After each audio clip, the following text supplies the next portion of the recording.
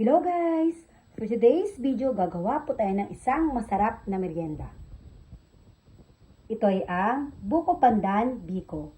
Ang mga ingredients ay 2 cups ng malagkit na bigas, 3/4 cup ng brown sugar, 1/4 cup ng white sugar, pandan flavoring, 1 can ng coconut milk, salt to taste, at para naman sa ating toppings guys, meron tayong 2 egg yolks, condensed milk, vanilla essence, coconut string, at ang ating grated cheese. First guys, isaing or lutuin muna natin yung ating malagkit na bigas.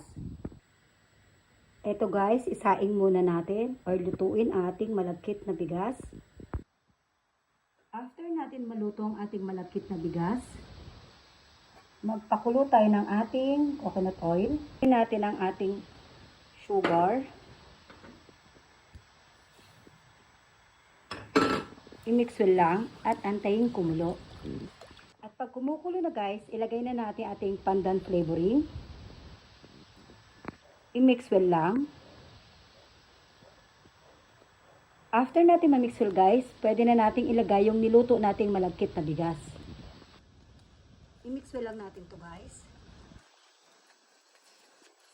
At hayaang nating ma-absorb ng ating malagkit na bigas ang ating gata. At nung na-absorb na guys ng ating malagkit ang ating gata, i-arrange na natin sa baking pan na nilagyan ko ng cooking oil. After nating ma-arrange sa ating baking pan ang ating biko, pwede na nating ilagay ang ating coconut strings.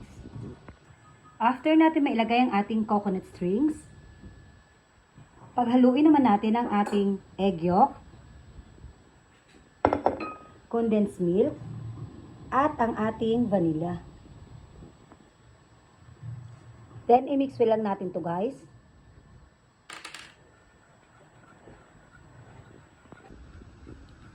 At after natin ma-mix well, pwede na nating ilagay sa ating biko.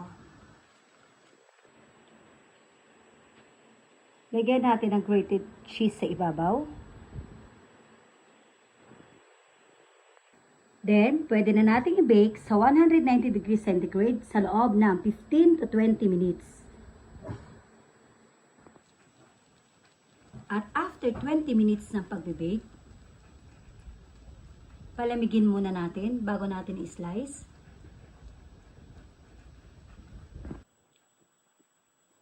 At nang medyo malamig na guys, i-slice na natin ito at ating tikman. Napakalambot. Ang sarap guys. Ang sarap no. Pagkakatamis niya, hindi masyado. Tapos yung cheese sa ibabaw na maalat. Yummy. I-try nyo na guys at namatikman yung sariling version. Siguradong magugustuhan na buong pamilya.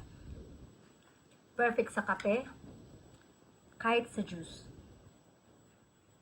Ayan yung coconut string guys. Oh. Sarap. Promise guys, ang sarap. Grabe, ang sarap guys. Naubos ko na isang slice. Try nyo na guys. At namantikman nyo ang sarili yung version. Sigurado magugustuhan na buong pamilya. Thanks for watching guys. Ingat po kayong lagi. Enjoy cooking. Happy eating. God bless and bye!